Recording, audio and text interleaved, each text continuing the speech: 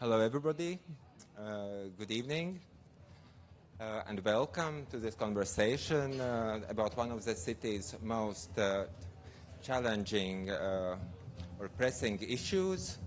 I mean, how to work with the existing building environment in an era of climate change, demographic change, and definitely also during the financial constraints brought by geopolitical instability and also an increasing unpredictability of the future.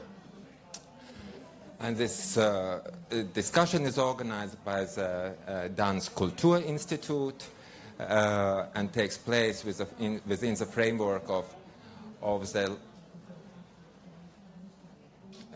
livability talks, which is a part of the Interreg Baltic Sea region project and is dealing with how we can strengthen the communities by reimagining public space.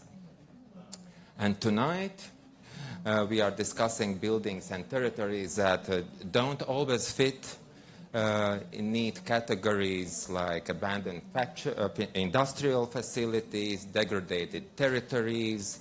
They get European funding a lot. Also Soviet-era office blocks. We know how complicated it is to make decisions regarding, for example, Communist Party headquarters in Riga, and also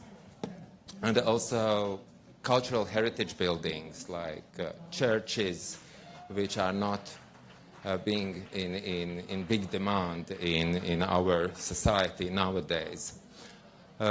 So as not all of them carry official heritage status and still they're even like a burden for the society, there are people who are convinced that they can be used, they should be used, but it's extremely complicated. And our panelists approach this from different angles, from municipality policies angle. Here we have Laura Kairina, chief architect from the city of Vilnius. Grassroots transformations, Zane Ruģēna, long-time activist in Free Riga and now the executive director of Creative Factory Velze in Riga. Then it's also from the angle of institutional support. We have Oliver here, Vanges from Denmark. He's a development specialist working in the Danish Foundation for Culture and Sports Facilities under the Danish Ministry of Culture, and also from the aspect of design or architecture practice. And it's Reinis Liepiņš, architect, and in your portfolio there are an extreme variety of buildings, starting from Riga Castle Convent and Hanzas Perons, but also Valmieras Kurtuve, a heating house of Valmiera boiler room. In Berlin, boiler room is a good thing. You took it over. So which was turned into theater, and also right now working with Dialis theater projects as well.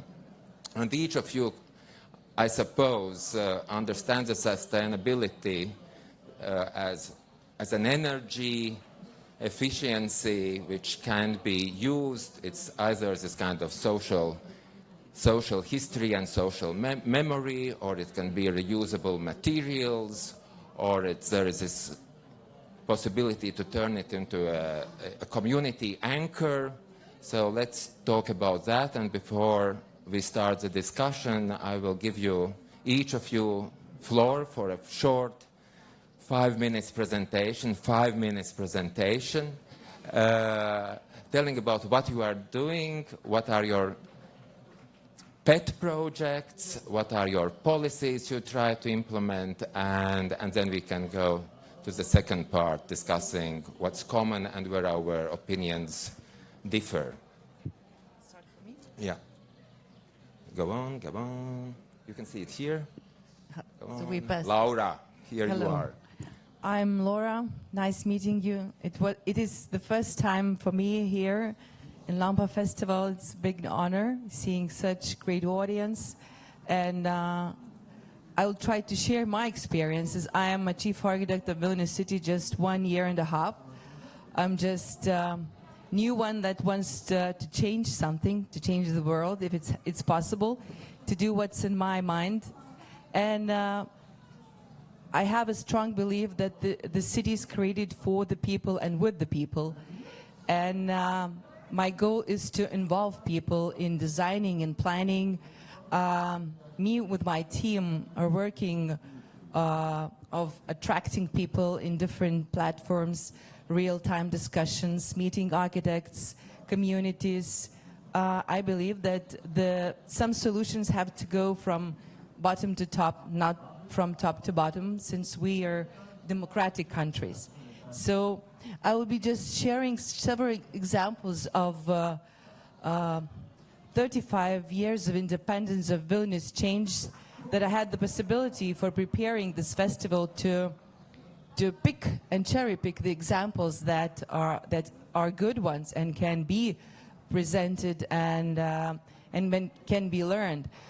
My take away is that the heritage without people is decaying, and we have to give the buildings to the people that cares about them. And miracle happens when people who care about this place, they start create nice things.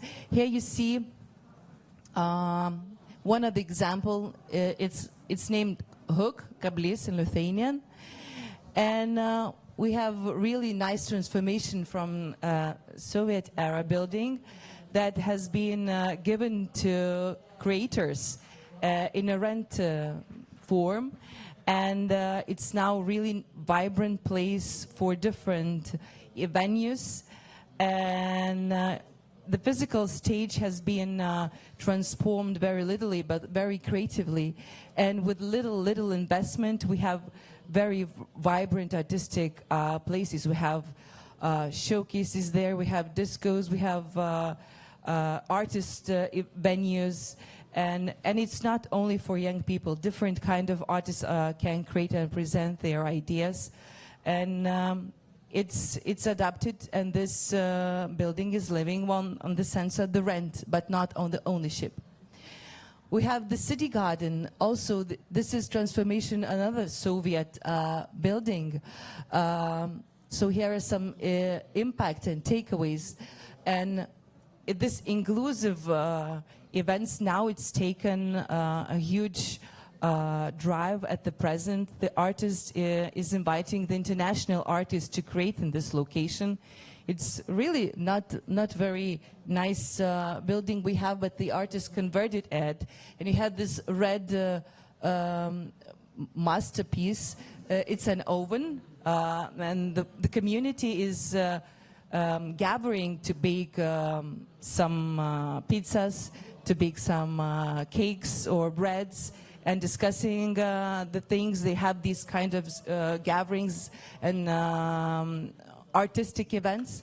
So it's also the same municipality is giving 3+3 rental to the cheap rental to the artists, and I believe that creative people, then they can change the quite ugly buildings, and they renovate these abandoned buildings that were not needed for 20 years.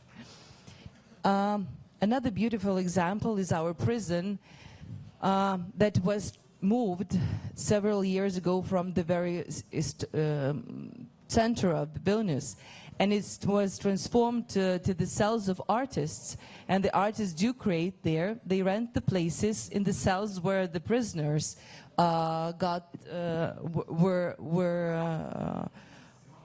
were there. So we have the concerts, we have political discussions there. We celebrate democracy there, where the prisoners was. When you come to Vilnius, I really extremely invite you to the excursion. There's a night excursion, there's a day excursion, to feel how is it dealt to be in the prison. And now it's extremely popular, and this contract is prolonged, and the artists still are creating. So it's different kind of artists, musicians, painters, they work there. Another nice example of a hospital, of conversion of the big hospital, and also next to that Sapiega castle that is transformed to vibrant place where the startups create, and where the one house has been given to community, and they raise their garden, they educate the people, they cook their food, they use reused furniture, reused all the things. They do not buy anything new, and they learn about reuse and how is it important to talk about this recycling. So it's urban garden that is inspired by the community of several energetic people that do believe that it's important to gather in the community. Another nice example is the Baroque church that been badly transformed in Soviet times because Soviets, they wanted to demolish this Baroque church, and chief architect at that time advised to put several layers and to make 3-floor building and to use as a warehouse in various center as a logistic point to the Vilnius center. And after gaining independence, this building was abandoned, and Ministry of Interior took this without any knowledge how to manage this building. The church didn't take it, and the religious community decided to set the roofs here, and they started raising the funds. They fixed the roof, and we appeared the paintings. I mean, lots of things has been done in 5 years, and we have now vibrant place for church, a restaurant for handicapped people, and all the venues and events actually going. It's because of the community. And then our biggest urban conversion is Popijas, that has been transformed in 20 years. We have historical place of industrial area that now it's been converted into vibrant quarter next to the historical center. The initiative was done by the municipality, who offered to make a master plan and to offer to the... it's okay? Okay, so we're running of several examples. I will share you later, and thank you for being a part of this. Thank you, Laura. Let's see who is in the Russian roulette. The next one. Press the green button. Reinis, yes, you knew that. I'm the next. 5 minutes. Yes, good evening. Thank you for the opportunity. Thank you, Kaspars, and thank you. It's a nice company. Hope it will be interesting evening for you. And my name is Reinis Liepiņš. Es runāšu angļu valodā. It's not that easy to talk in English, but I'll try to tell about my projects in short to understand why I have opinion, what I have done, and what is the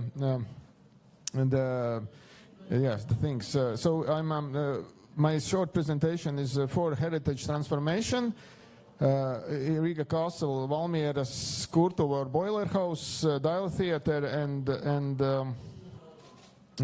also one building near the castle. I'll shortly tell these things, and by the way, I will try to explain the point. And the first one is a formal boiler house, Valmieras Kurtuve. By the way, we just received a nomination for European Bauhaus, new Bauhaus. We are finalists. It's very square, so it could fit. Yeah, it could fit. It's a formal boiler house, and we made a theater. We helped Valmiera Theater to find a new home, and it's a really simple, cheap, and fast project. And what is the nicest thing is that this space, which was before renovation like this, it's you can by with architectural tools you can make a nice space from the, let's say, modest and simple buildings. Yeah, it's a good thing. The whole, that's in short, so I'm try to do my 5 minutes. The next, so we are office Sudraba Architecture. We are working mostly in a old part of the city through years, almost 30 years. And one of the biggest, of course, the biggest and most important state project, which I was, it was good for me. We won the competition to work in a Riga castle. Riga castle is the medieval building, one of the important buildings of Livonian order, built in 16th century. This building, it's near the river in the very center, but also the very closed character. And we participate in the renovation part. So, and one of the, it's a huge project. You must come to see the castle. Now it stands empty without exhibition. It's nice to see the medieval spaces. It's a good opportunity. The museum is open without exhibition at the moment. That's the best museums for us. Yeah. And one of the things I have done myself is a design of the facade of the new windows of the castle. I was so scared, to be honest. It was already 10 years ago. I did the sketches of this window, which is, I will shortly tell the story. It's you can see the old sketch of the castle and how to tell the story of the history through the design. Yeah, it's possible to tell the story of the history through the design. So the windows is shaped like the old small window with glass sides. Yes, I can tell in detail more after that. No time.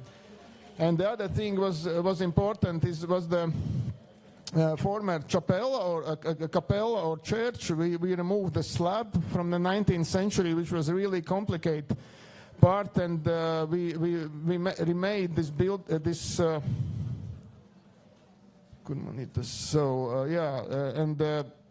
it was a constructional challenge, and to understand the medieval constructional principles and aesthetics. So the idea of the castle was when you do the old buildings, you have to formulate what will be the renovation concept. So our renovation concept is warm floors with the white walls, which was the overall concept, to understand how to connect different periods. Different periods you can connect through the white color. And the other thing is a basement. You have to see the basement. I put together these two pictures. On the right side, you see the basement after the renovation, when everybody comes down and see, oh, it's a nice space. It's nice that you have done nothing in this space, but everything, the technology is hiding under the floor. It's an expensive part. And it is. Zaļais. Yeah, okay. And you don't see the section. I like this most part, the ventilation system on the basement and on the attic, and sometimes you have to do some really strong interventions, and then other part is the same picture, and next to the castle is a 18th century. 18th century building of Christopher Haberlands, the architect, 1795, and now we're doing renovation, and it's a technical. We're doing 3D. We're doing manual renovation, and we put together how to present the work we are pretty skilled in computer technologies, together with the photo montage and etc. And also that is one part. That's why I put the main facade to the river with a veranda and. 1 more minute, please. Kā tur iet uz priekšu? Nesaprotu. Tā.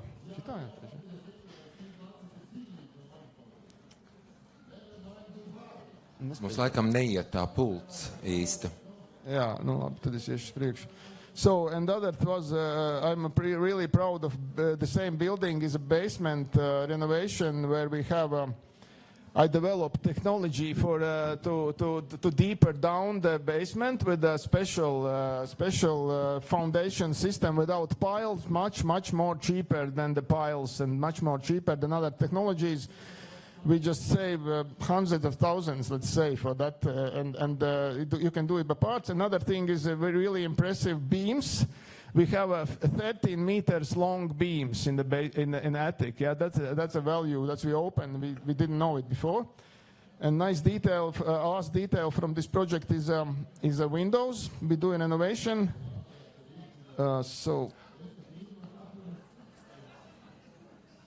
I think Reinis is using this as an excuse to make the presentation longer. Yeah, the other is Hanzas Blaming Perons. the green button. This will be fast. Hanzas Perons, maybe you know. And the other thing is Dallas Theater. We're doing a new hall, which will be finished in August, which is, for me, it's much more easy to talk about modernism than to do it. It's because it's a different technology. It's a concrete, and you see the green, this is the 70,000 square meters of Dallas Theater, and this is a small part of it. It's a new hall. We remade one part of the building, and I will show you the principle. These are green slabs we removed, and the result is like we made from 4 floors to 2 floors with the extra seats.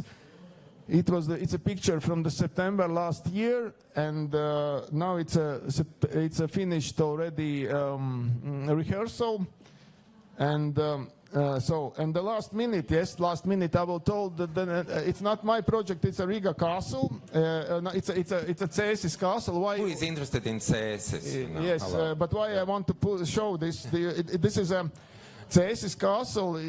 Now it's the Russian invasion in Ukraine, and everybody is afraid of it. So, and the Cēsis castle as a heritage monument it's a monument. It shows the real situation. So, if you know the story, in 1677, when there was a Livonian war and the Russians coming from east side, and the community of the Cēsis castles blow themselves with a šaujampullveris. It's a gunpowder. The gunpowder, and they blow themselves up. It was in this hall, in the main hall. If you go back, we see that is the evidence of the everybody's afraid of Russians, and this is the part which they blown up. And it's sometimes the heritage is also, you can see the timeline. The timeline is most important for the younger generation. So to see the timeline, nice artwork about this event from Andris Breža. Really, I like it because it's like a cross is blown up. And there's some other pictures which is about credit and so on. That's later, maybe. Thank you. Thank you very much. Zane, floor is yours. Thank you for driving me in with the tram smoothly in my presentation. Hi, I'm Zane Ruģēna, and as Kaspars mentioned, that have been privileged to work in this challenging topic as an activist for over 6 years together with Free Riga, and now for 1 year of work with investors in development of the Creative Factory. But actually, first thing I wanted to say, wow, Vilnius, wow. When I grow up, I will live there. So it's so nice to have plan B. But I think it's not so bad also about Riga, because yes, we have quite nice activists in terms of the grassroots who are trying to take ownership of the empty vacant buildings, and that has been done not only by Free Riga but also by other grassroots activists. And recently in these years, this kind of a way of taking over empty buildings and taking care of them has been become more active. Actually, not only in Riga, but also in the region, in Latvia. And, but also other good news is, the factory. That is the new development project of Estonian colleagues. Maybe some of you have been at Estonia at Apparat, Tehas, Tartu, and Pohjola at Tallinn.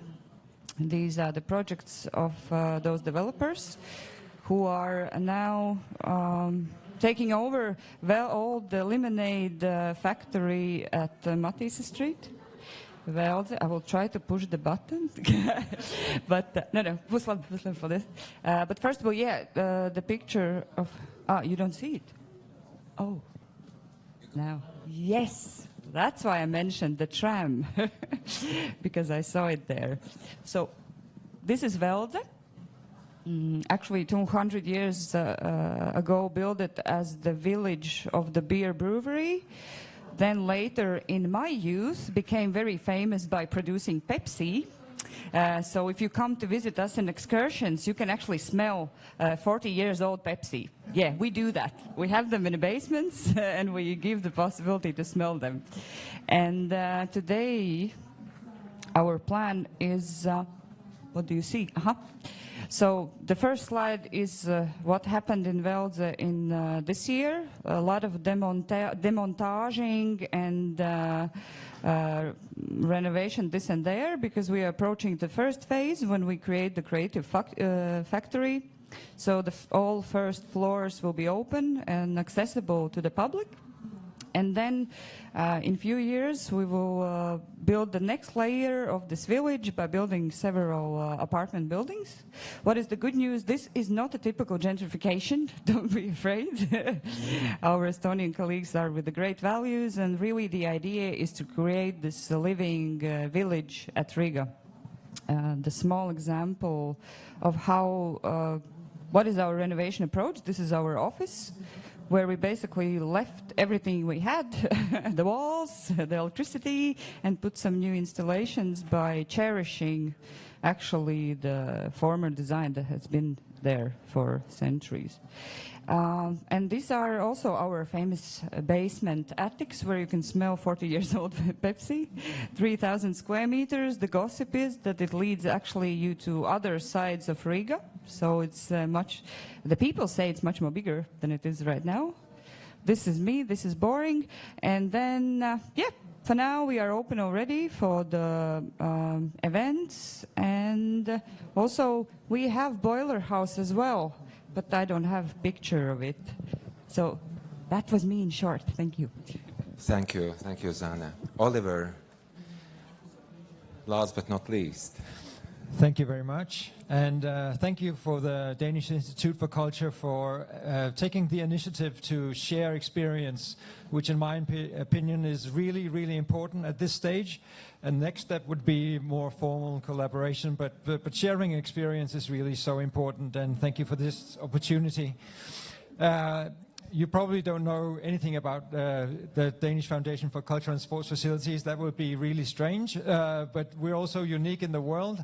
As far as I know, we're an independent governmental organization, and we spend national lottery money to support first movers in the built environment for leisure activities. So not really big venues, but more like community events, or community activities actually. So I'm going to focus on the big lines here. I'm not going to go into detail with any of the projects, more like typologies, and also pondering the question, how can transformation projects be a meaningful part of the meaningful answer to sustainability issues in the built environment, because that's really what we think is important. How can this contribute to the way we build in the future? So we've done quite a bit of this kind of projects. So really nice old industrial buildings, and I think here in Riga there's an abundance of this kind of building.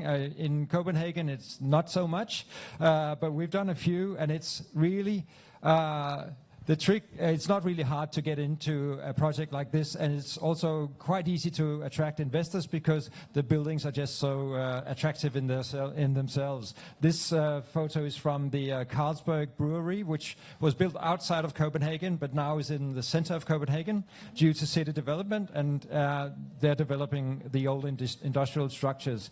Also, we see a lot of train or tram workshops being converted, and still we have all this quality, and it's sorry to the architects, it's really not a big challenge to get something really nice out of this because there's so much quality there already. It's harder not to ruin it, actually. And now, as places like this can fit really well into new activities like street culture and really set the atmosphere for activities like this. So I'm just going to take you to our office, which is in the middle of Denmark in Funen, small island. And these are exactly train workshops. And they have been converted. The big part of it is a whiskey brewery, and the front part is our office. And this is that's it here. That's our office building, and this is what it looked like before we moved in, and it was converted quite simply into a really nice office space just by really putting in a new floor and some acoustic elements in the roof.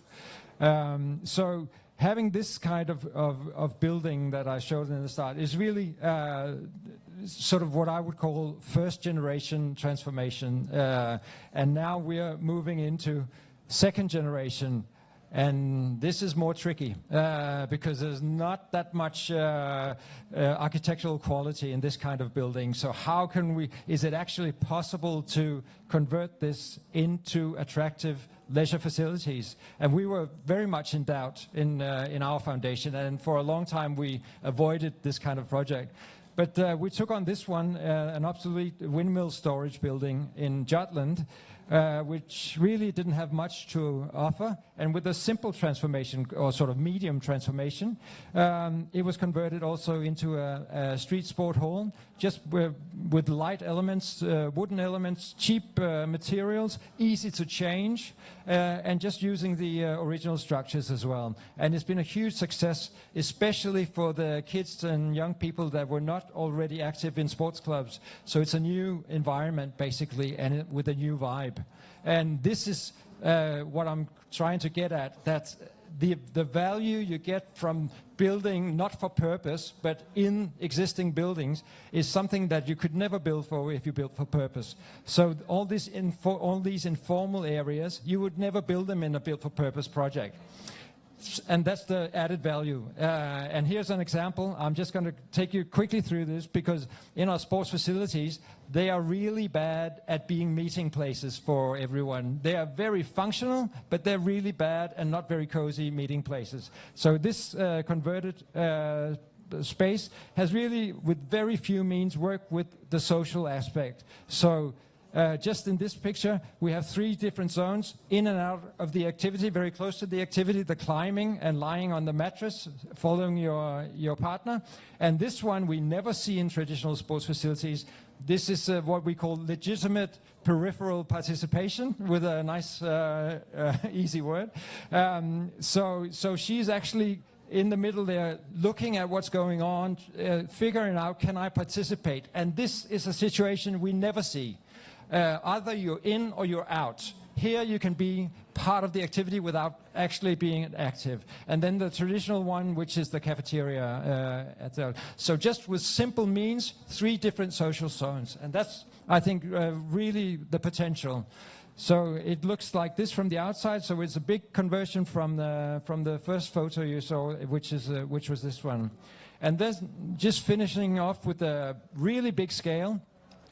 Like sort of planning conversions. This is the industrial harbor of Copenhagen, the worst or most troubled real estate in Copenhagen earlier. And it was transformed into a recreational harborside when the industry moved out. And the biggest problem now is overcrowding. and it's really an answer to a lot of the needs of the city. Again, with simple means, and even at night, it lights up the harbour side. and contributors. Thank you. Thank you, Oliver. So now it comes to the second part, the discussions. And as we see, there are lots of possibilities how you can transform sites which are either abandoned or the functions are not anymore needed by the society which were there before.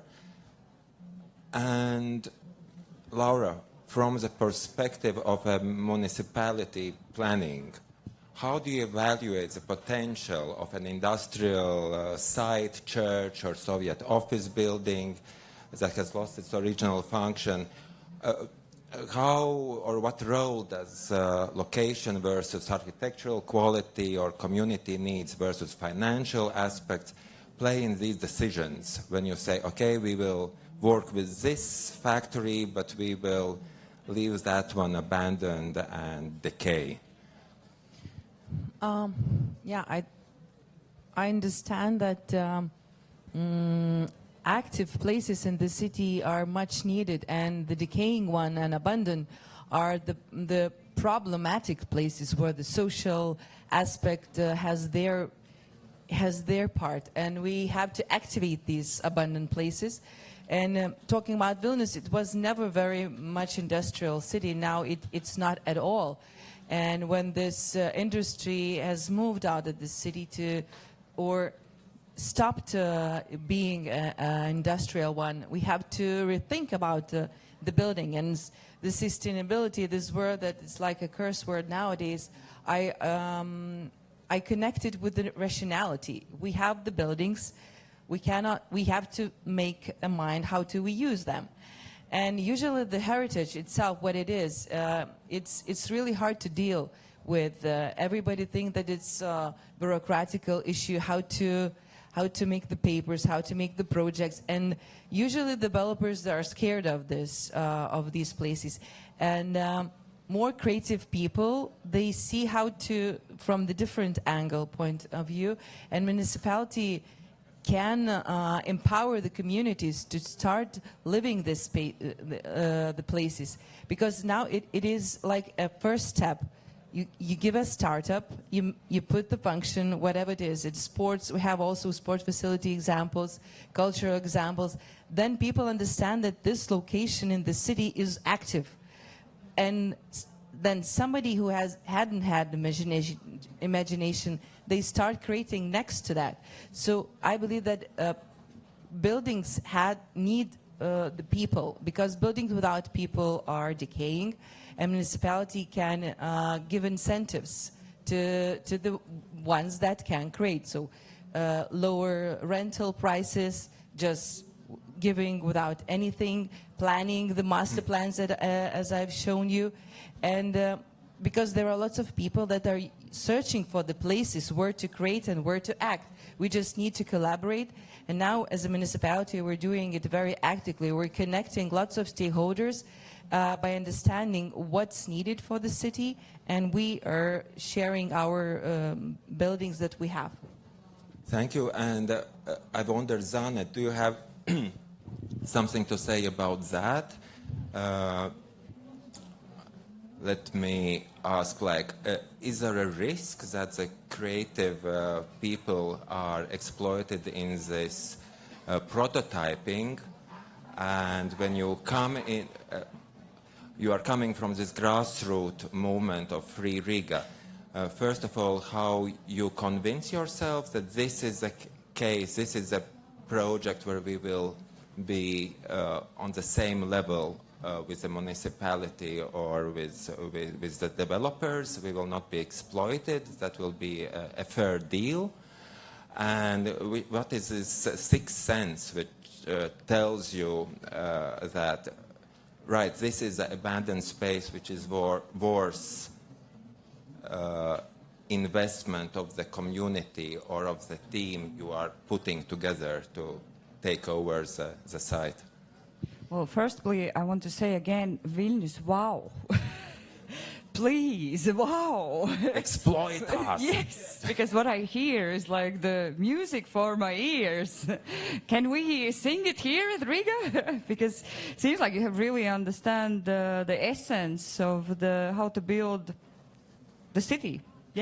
by inviting the right partners and the right approach, because our colleagues, by touching the point of being exploited, our colleagues from Belgium, who are also our grassroots organizations, they have mentioned the tendency now at Brussels that the big developer companies, they actually create, because they have cracked the code of knowing that if you want to build those apartment buildings, you let in those creatives in, they make this nice unicorn, pink unicorn land with community gardens, and later people want to buy the apartments there. And the big developers now are actually even creating the fake NGOs or fake artist communities. They put the decorations like this pallet chairs and things like that, by kind of creating the atmosphere. So yeah, it's true, it's understandable that is the code, and actually we have to collaborate, and that actually also goes to the circular economy, how to bring circular economy into the city, because if you take the old abandoned building and you give the life to it, you already, that's the DNA of circular economy, and also if you engage community there with this habits of circular economy, you grow this new nation of people who are understanding these things.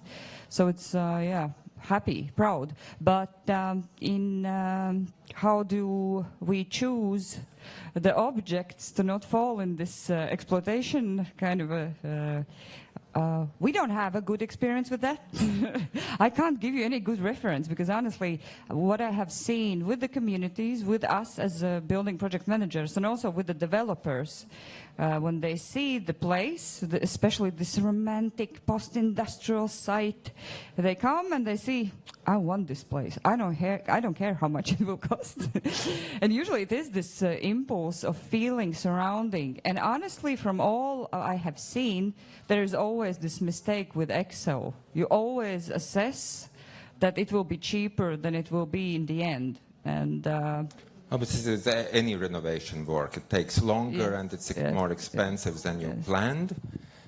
Reinis says no. And Reinis, I have a question for you, because you are your work spans medieval convents to contemporary spaces, and definitely this kind of heritage buildings, and you work with them. There is this tension between what old buildings can offer and what are that kind of today's clients, what they are expecting, and European funding, what it expects regarding accessibility, kind of contemporary lifestyle, consumer desires. So are we as society ready for the downshifting that sensitive heritage work or just not building might require?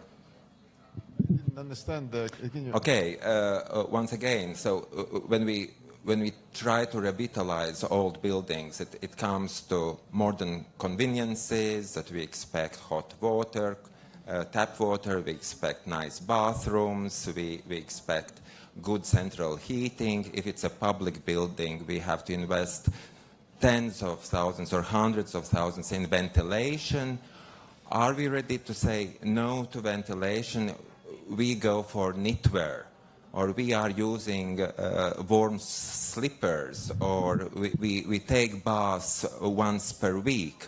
Are we ready for that? And if not, for example, how you argue. For example, I think a good example is Riga Castle. The state has invested millions, and at the same time, the museum at the moment is not accessible for people in the wheelchair. So, but we have beautiful bathrooms there. So how do you,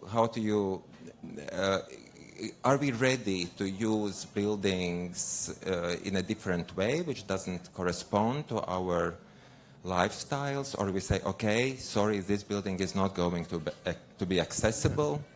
Yeah, it's a big question. It's a long talking. I don't know how to answer in one sentence, but wanted to say about the Riga Castle that the budget was 13 million for 6,000 square meters. It's not a big budget, but But it's a lot of square meters. Yes, how to use the space. I understand the question about, let's divide it in, for example, the big question is about the ventilation, which is the costliest, and it's always, you have to be, I'm an engineer, I would like to say I'm the ventilation engineer, and after that I am just an architect, because there's a huge problems connected with the ventilation systems, yeah? and I do myself the ideas, and then the engineers do it, but are we ready? Of course, we don't have to change the heritage, because we have to keep the heritage, not to change it. So we have to in my projects. So we always try to change as less as possible. And I think for apartments, no, we know all the apartments with the high ceilings, and of course you can do the bathroom in a corner somewhere. It's people are ready to do it. Sometimes depends on the client as well. It's not a free. I would say that is one of the problems with our Riga empty buildings. But sorry for interrupting you, but probably Latvian president doesn't need to live in a castle. Maybe he can live in a small cottage. It's also a question about the expectations, what the state official living standard should be. I would like to connect, if you talk about if the president have to live in a castle, I would like to connect how it looked like after the renovation, for example, because the president's part of the Riga castle is pretty, let's say, it's vienkāršots. It's simple. So could be maybe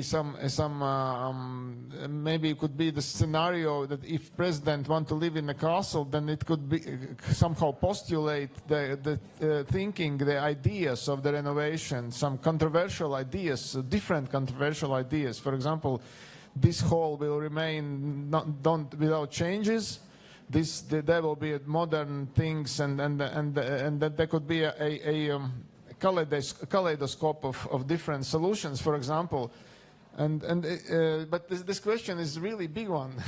We can do conferences about the castles. It's a small discussion about big questions. Exactly. Yeah. So it depends on how to about the bathrooms is the main question sometimes. Yeah, but I want to point out our empty buildings. Riga, you know that there's many empty buildings. One of the reasons is that it's not maybe they can ask architects to do some simple solutions, not the whole renovation. Yes, more simple solutions. That's what you showed us from Denmark. And also partly maybe let's spend money partly. Let's do the roof. Let's do the foundations, and then maybe some toilets. And this middle, this patina, which is during the renovation works, also are sometimes nice, yes. I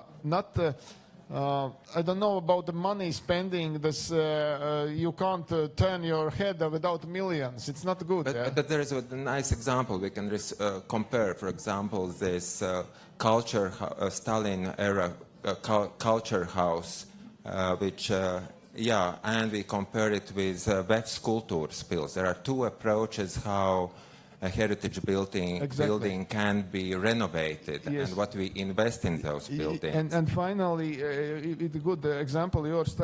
Finally, it's not somehow we don't have to finish something. Yes, it's also a mistake. Let's finish this renovation. Yes, we are the smartest persons, and we will go and finish it finally. Maybe you can. And then they finish it. Yeah. And then it's about about it. Yeah. Oliver, you wanted to say something about downshifting. Yes, I think the answer to your question, which is a very good one, is no, we're not ready. That's my general opinion, actually. So if the building regulation in Latvia is anything like in Denmark, it has been evolving over the years, and in a way that things have been added all the time. Added, so the walls are getting thicker and thicker, more and more insulated, and the buildings are getting heavier and heavier, need stronger and stronger foundations, and instead of calculating, we over-dimension things. So it's all it's all been a paradigm of adding, and I think we have to really leave that paradigm and have a revolution in the building regulations, and not expect to wear a T-shirt all year round when you're indoors, but actually, and I think that transformation projects can lead the way, because you have a different expectation when you go into a building that's been transformed, as opposed to when you go into a built-for-purpose building, and it's much easier to make this cultural transformation in a converted building, I think. So it's a big potential. I think there are two demographic layers which are most demanding. It's children and old people. They are always complaining about the room temperature. And I wanted to ask you, actually, when you go to small municipalities and you develop, and when the municipality or the local community asks for the sports grounds or sports facilities, who are the people usually you talk to, and are all the layers of the society represented? That's a super good question. I can tell you it's the most homogeneous group of people that lead local building projects. They all look like me and you. They're male, they're middle-aged, they're probably rounded off the they're part of local life, but they are not representative. The most active group, physically active group in Denmark, are 70 years plus. 70 years plus. They're the most active groups. And also the women are never part of the groups. And that has meant that we have been building facilities for men all the time. Not out of bad will, but because we were really bad at imagining what the others needed. So representation in these groups is adamant. It has to, it's so important. What do other groups need from sports facilities? Well, they have to be part of the actual development of the project. That's the whole point. What's the difference between the expectations of the sports facility? Oh, okay. We know there are differences. For instance, in choice of activities, in sizes of courts, in quality of build, in cleanliness. There are lots and lots of differences between the different user groups, and they all have to be taken into account. And it's not that difficult. But if you're not aware, you don't do it. Okay, let's stick to this demographic discourse. Zane, taking over abandoned buildings has historically been part of a youth culture, like squatting and alternative movements, and also in Latvia, whenever a factory is turned into a cultural center, usually in the foreground it's people in their 20s, and then, but now my generation started it in the early 90s. Now we are in our mid-50s. Is there some kind of bridges between those generations? Do older generations somehow know how to pass over their experiences and competences to those who are doing it now? And also how to build different kinds of communities. For example, when we think, let's take over, for example, an industrial complex, it's nice if you are in your 20s. It's a completely another demand when you are a young family with two kids. There are two different kinds of teams, probably, or communities. You are old enough in the movement. So which age group you putting me? What you is are the the bridge. essence of this You are question? the bridge. Okay, I'm the bridge. Good. So go bridge. Yeah. Right, yeah, actually, it's a very good question, and it actually touches the other very good questions, but I will try to be short. Of course, the leadership and the age of the leadership somehow puts on track the whole project. And it's not only about the values, it's also actually honestly about the tiredness of the person who has run those empty buildings for 20 years and has been burned out, but maybe don't know the other way or love the way of this living. And then there's this other group, the young people who are basically ready to come and take over everything because they have this lot of midnight oil to burn, and they see the beauty of the places and the potential, but maybe they don't know the other important things to not get too old by doing this. And I think that's a very good question about giving this know-how. The good news is that it's happening. For example, Free Riga has actually developed with Vidzemes Augstskola actually the study course for people who wants to study this know-how of how to do things. We also, of course, mentor people about taking over the abandoned buildings. And honestly, I do that also quite often, and especially to the young people. And my first question is always, are you ready for the Excel? That is, unfortunately, is the main essence of the whole thing. Un tad par tiem kredītiem, ja? Laura, I wanted to ask you, can you point to examples in Vilnius where the generation of abandoned buildings were driven not by young activists, but let's say, not by Zoomers, but let's say, for example, people in their 40s, and what is the difference, and let's say, for example, well-connected and financially established, and what is the difference, how you build bridges with even like with senior citizens and involve them in those projects, and what is the municipalities' kind of models for that kind of social mobility? Actually, all these examples that I've been showing to you, they're not related to like certain age of people. It's more about community and the topic that unites these people. For instance, Urban Garden is run by ladies that are above 55. Urban other initiative that's 2123 is run by really complex variety of artists from the very young to the very old. So these big POP's development was done by developers that do have lots of money, and they were really wealthy. And it wasn't related with the youngsters. Actually, all these transformations, as you've been told, led by leaders. You need leadership. You need to have in the guts this willingness to make a change. And I know lots of young people that are already are old, and vice versa. I know lots of old people that are really young. So it needs this energy that drives you.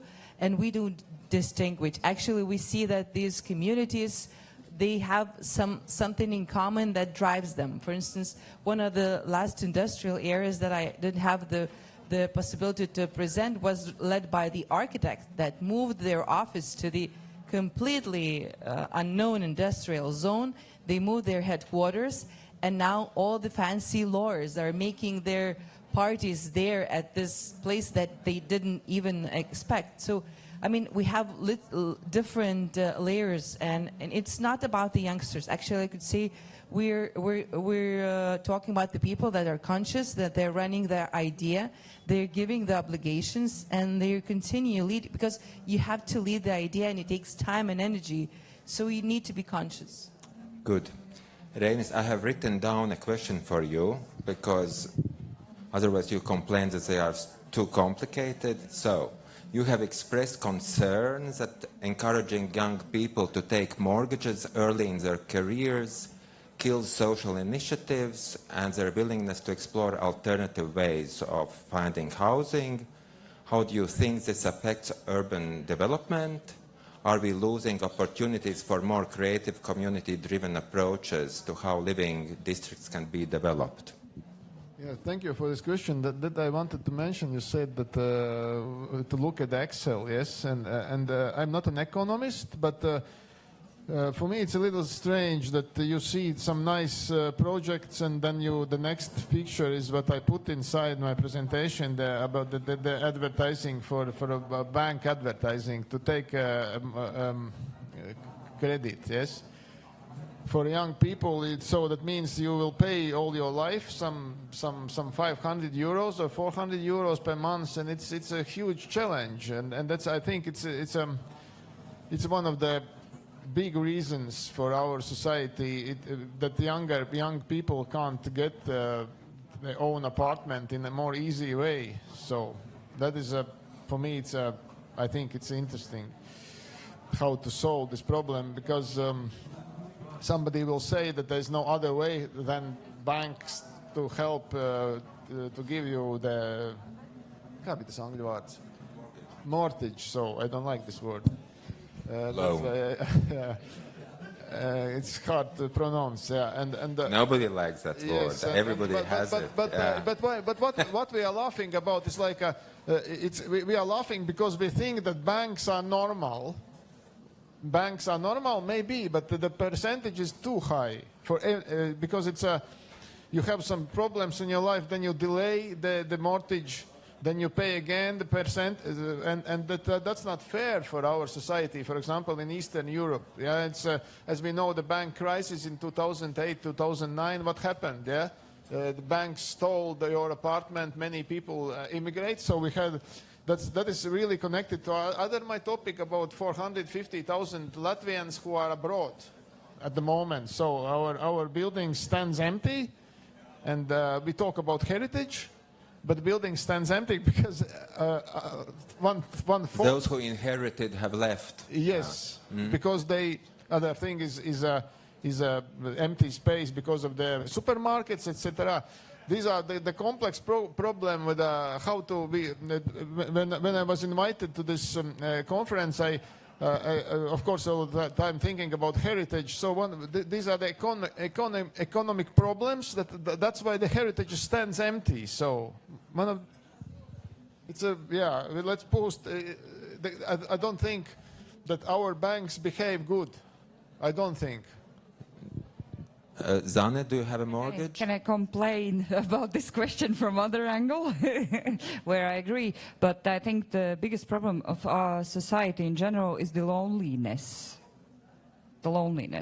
And also to think, even if you're a young family, you take this mortgage and then you lonely live in your new cheap built stylish box of the new project and lonely pay your mortgage for all your life in this cold, empty, Excel-made house. And that's very sad. And I think we can do better. And there are practices, and I think Scandinavia is very good, have very good approach with this so-called social housing, affordable housing, that is like this mix with the families, with the different social groups, and it's cooperative owned or owned together with investor or municipality. And I see the hopeful, bright future in that, honestly. We have to rethink this way of how we push young families in the cold, lonely mortgage life in cold, lonely building. And and work. Yeah. Or you go to the cold, empty factory building. The boiler house. Have a community around. Yeah, exactly. And then you have this co-owned also responsibility. So if this is a cooperative who owns the building, you maintain it together. You have totally different thinking and totally different community feel, because you own something together. That's your joint challenge. Okay, then probably we could go to some technical challenges and creative solutions, how to, for example, to find other means to finance rebuilding abandoned houses. One of them is probably European funding for creative projects, and it comes quite often with the issues that that's a European money comes with standards, certificates, what the building has to have. How you try to make these investments, how to make them more like simple or not so demanding regarding technical solutions like ventilations or energo-effectivity. Actually, we were sharing today the discussion that about the standardization and when we have lots of norms or regulation and then buildings becoming or homogeneous and they're not when newly created. And that's the beauty when you don't have reconstruction, you do not have to have a building permit.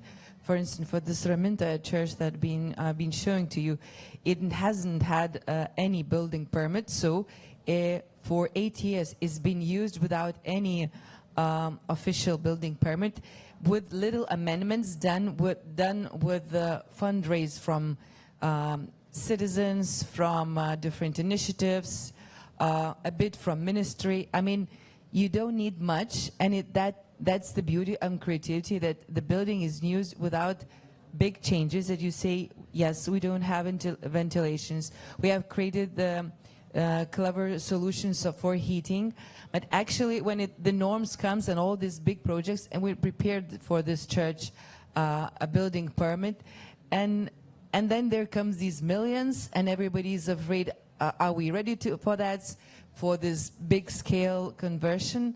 But actually most of them that can function in more simple way, but as a heritage, sometimes they need really big injections because they're suffering for big problems. So it depends, but actually Vilnius is not receiving European funds a lot, so we're trying to cope by ourselves. There was another nice initiative you are working on at the moment regarding material library. Can you tell a little bit about that? Yes. Actually, we have activists in Ministry of Environment supporting the building policy for reuse materials.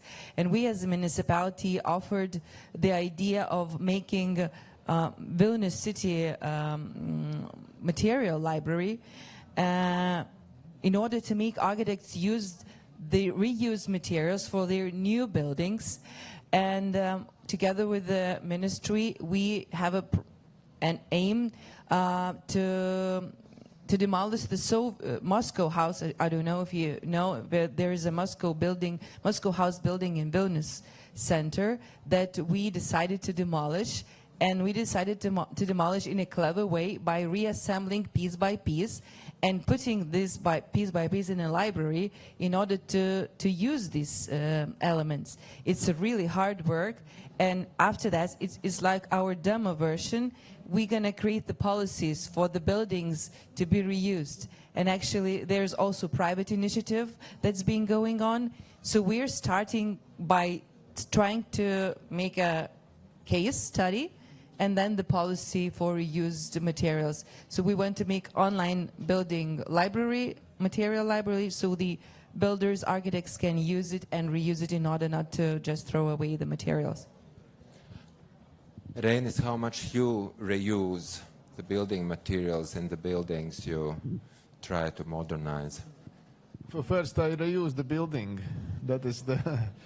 I think that's when we calculate the eco print. Yeah, it's important to keep the building. It's of course we are at the stage that everybody understands that to keep the building is not bad. Yes, let's keep the building. Let's not demolish it. That is the first step. Another step is the materials of the something which we have some leftovers, and that is we had a conversation today. That is. In my experience, it depends on the builders. They don't like this. They are not experienced in this, and they have money in their hands in a means. So they have a contract with the client. So they have a fixed sum, and they want to work really fast, because one problem of this reused materials is that the building site is expensive itself.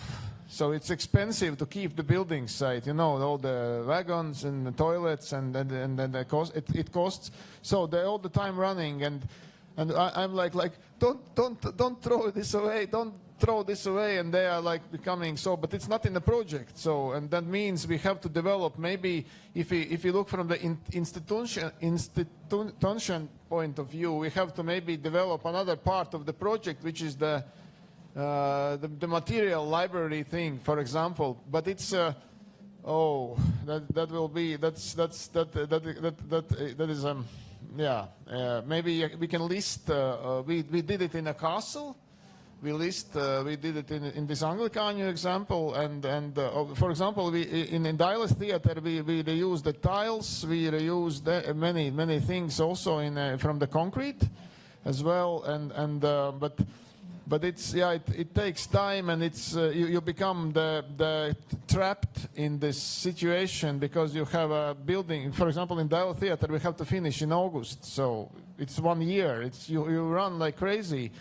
That means that there could be some help from institutions, maybe to help to divide these materials, to put it somewhere.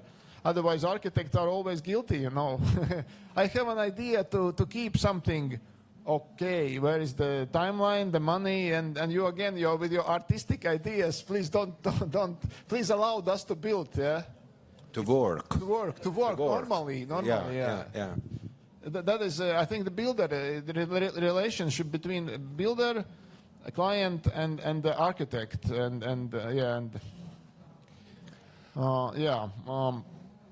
When it comes actually to designers and artists who also want to work, Oliver, I have a question regarding, for example, the challenges for you as a state institution to work with small designer studios or architects. From my own experience, when we wanted to collaborate with young designer studios and to develop sports grounds in sleeping districts of Riga, actually the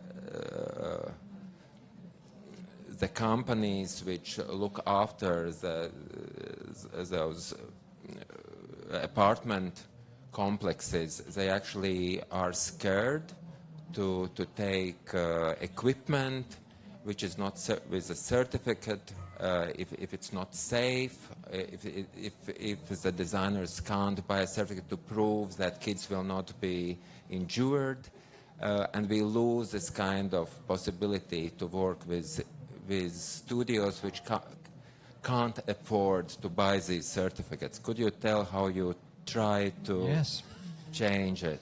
I think as a national governmental foundation, we have an advantage in actually supplying a bit of security into the process. So we can work with the local project owner and say, let's go with the young startup, and then we can associate them with maybe a more experienced projecting office.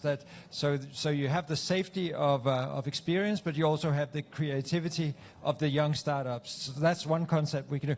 And as a foundation, we were talking about this earlier, Reinis, about spending time in the early design phases with really considering what do we need.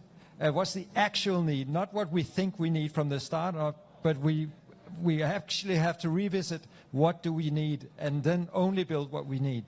And sometimes it turns out we don't need to build anything, we can just start. And that's the greatest success in terms of sustainability anyway, the things that are not being built. But I also think maybe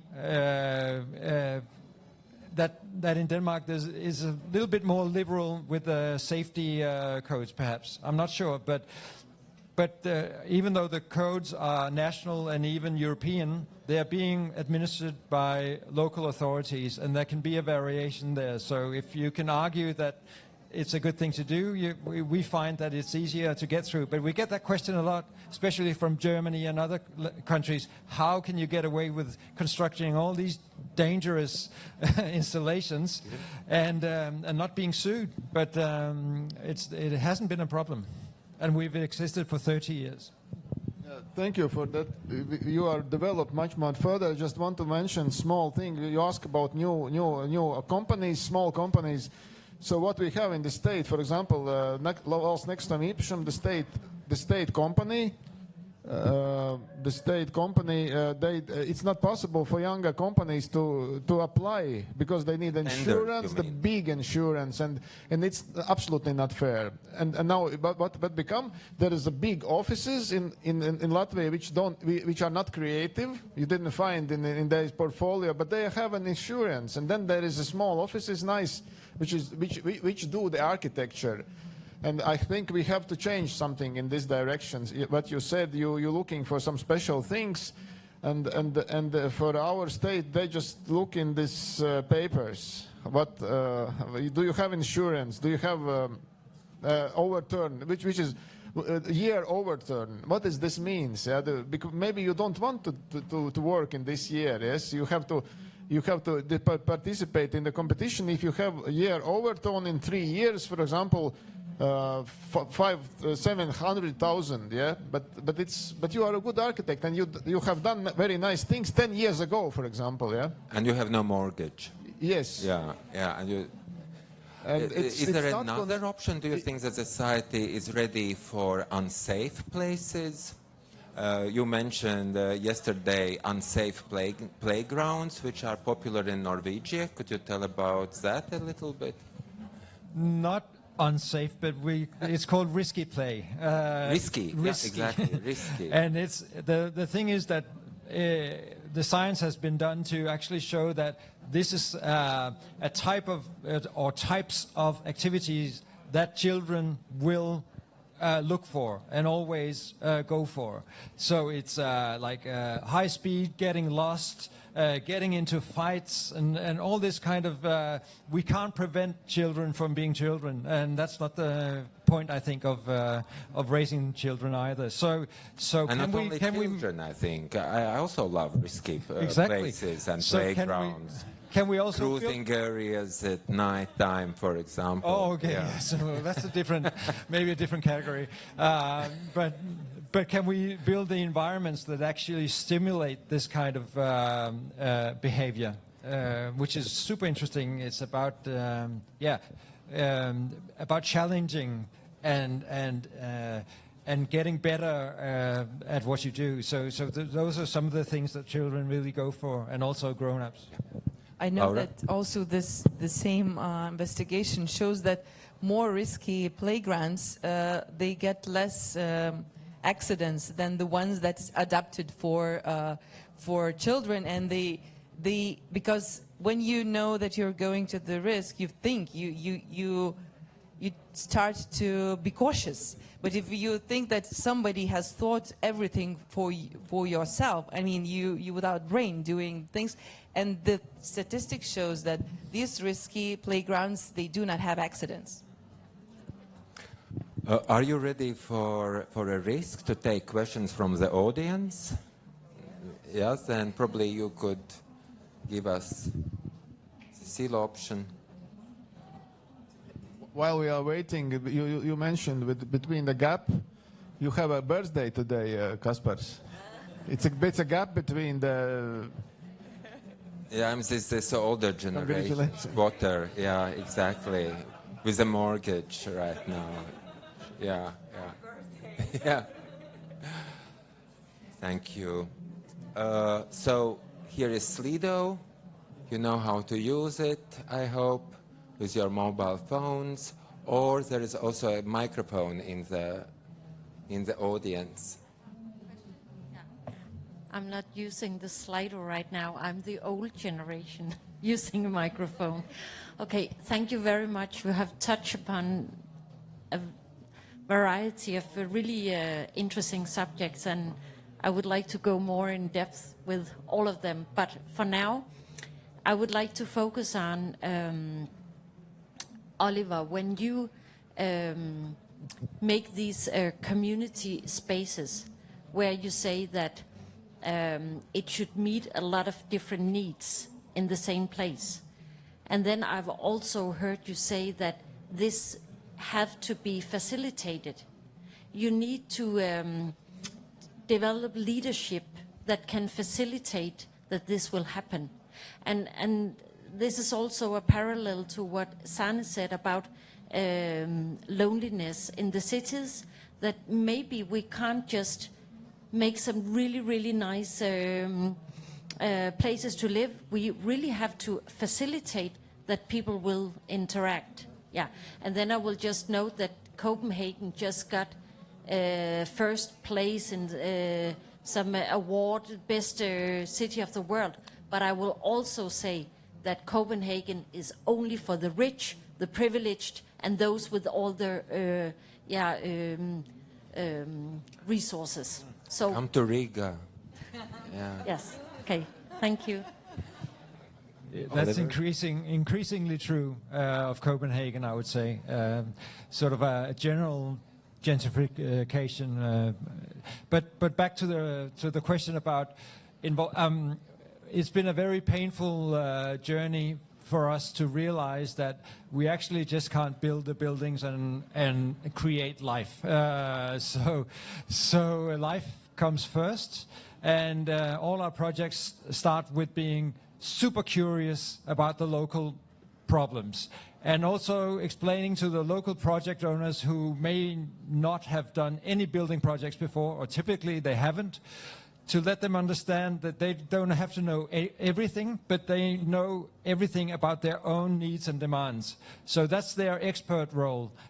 Everything else comes from the professionals around them. So it's about getting the roles defined, I think, and putting them in charge of their own local needs. And that's really a powerful thing when it works. And they also we also help them develop their organization so they can draw on experiences from these different user groups that are not typically part of the building group. So those are some of the tools that we use. But as a national organization, it's always arm's length from our point, and that's good and bad. We'd like to help more, but we can't take the projects over, because then we remove the ownership from the project. So the local project owners are at the head of the table always. A small remark, but you told about the dangerous sites, yes, for the children. But if you will know all the needs of the society, of the local community, there will not be a danger zone for them to go through life. You know, everything will be nice, and I just. But regarding the dialogue with the communities or the users, for example, how much time do you spend talking with theater goers when you are now working on Dialis Theater, for example? All the time. All the time. I think I'm really happy that I'm during the performance.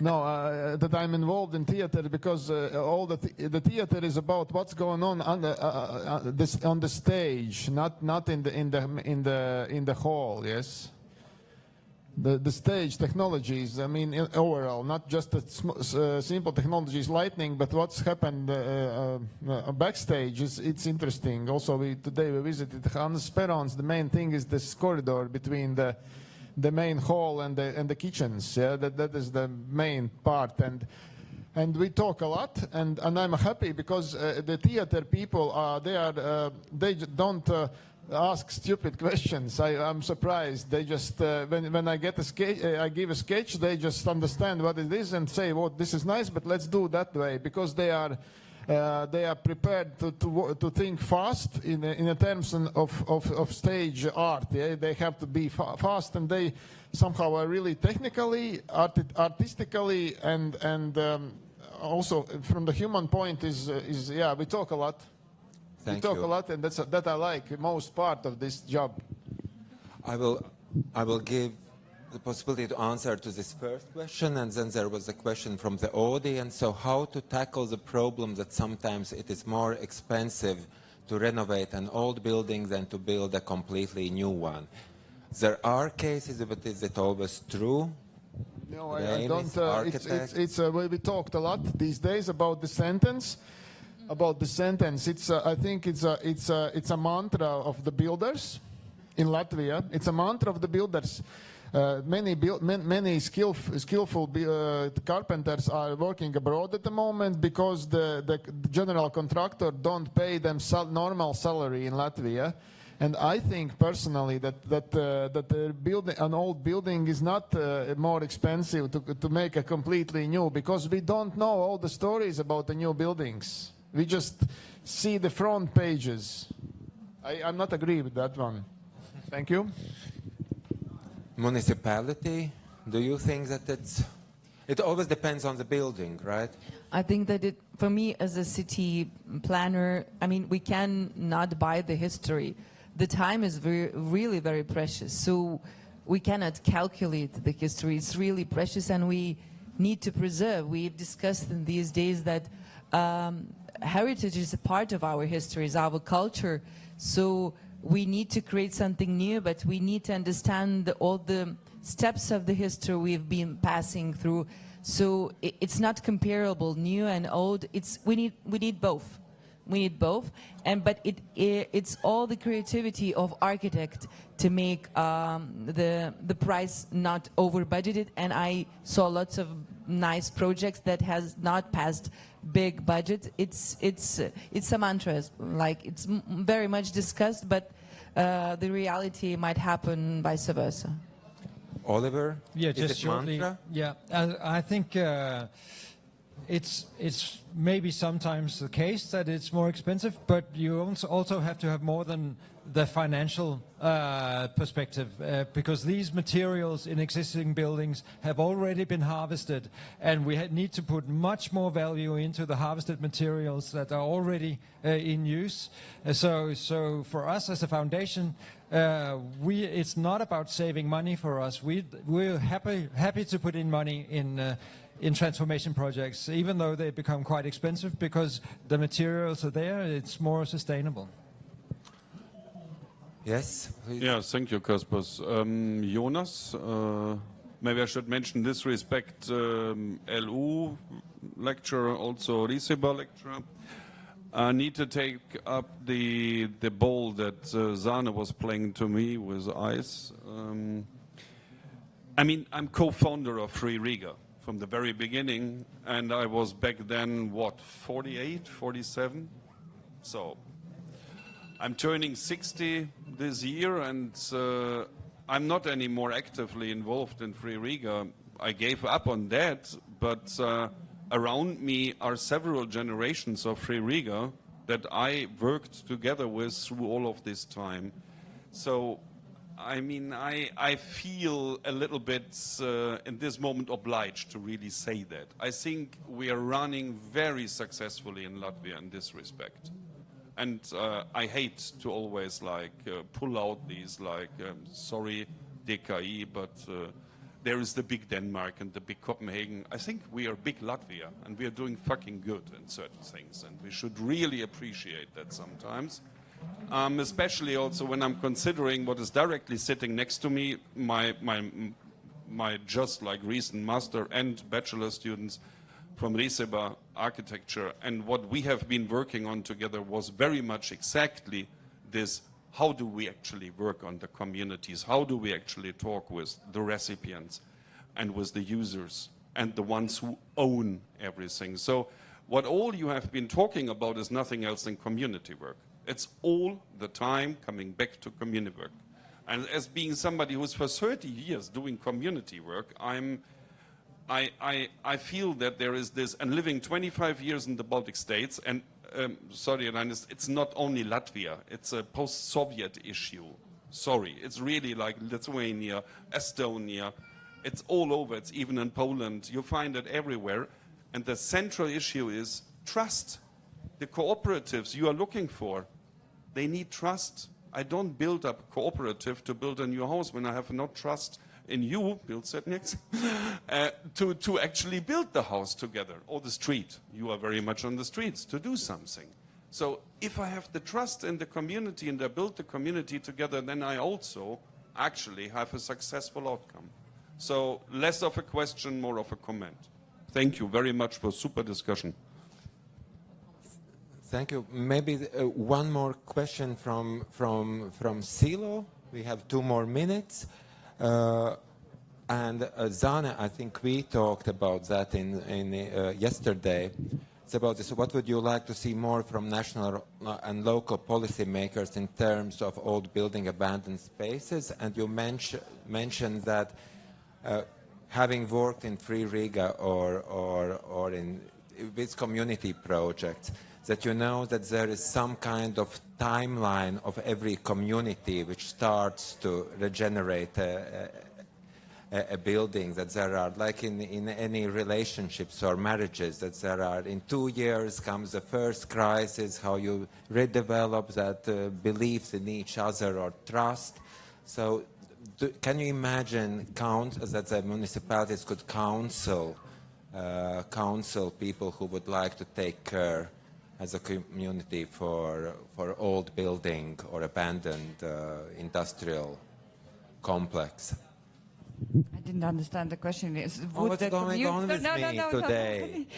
You're so doing sorry. great. The last sentence. We talked yesterday about the counseling, remember? Or coaching, about the coaching. Yeah. So what municipalities could do to coach I see your point. teams? Okay. So, about the municipality at Latvia, yeah, I think the most important is not only in the municipalities, but in the government level. Firstly, to recognize in legislation what means the temporary use and all this kind of to recognize this approach of how to doing things. And the second is really to give the opportunity for people to be coached on how to take over the buildings, be encouraged, and also with the resources. The very good examples in Europe is Austria and also Belgium, where they actually give the small funding at the beginning for the technical needs. So to check out the electricity, that's the Excel I mentioned actually. If you take over abandoned building, you have to make sure that it's safe, and you have to have this investment to make it safe. And then you start from a zero, and then you grow your capacity. And that's what we all miss here at Riga, unfortunately. But there are new, new projects, and I hope in soon we actually might even have this coaching possibility also from municipality. Great, thank you everybody for staying with us during the discussion, and thank you to all the participants. And let's look into future where we have plenty of abandoned buildings which are for us, for development without mortgage. And if you run out of them in Denmark, you are welcome to Riga. Yeah, thank you.